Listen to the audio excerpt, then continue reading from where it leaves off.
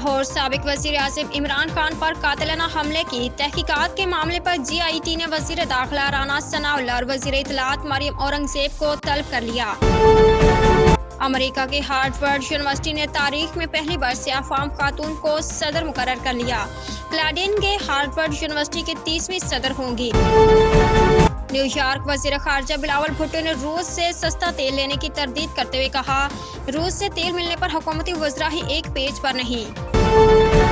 Police نے NET university کے طالب علم کو دوران ڈکیتی مزاحمت پر قتل کرنے والے ملزم نظام کو گرفتار کرنے کا دعویٰ کیا ہے۔ اسلام آباد عوام کو پیٹرولیم مصنوعات پر مکمل ریلیف نہ مل سکا، پیٹرول کی قیمت کم کر کے ڈیزل کی قیمت بڑھا دی گئی۔ کراچی صبح خیبر پختونخوا میں رواں سال کی سب سے ڈکیتی کرنے والے گروہ کے ملزم کو صوبہ سندھ کے دارالحکومت کراچی سے گرفتار کر لیا گیا۔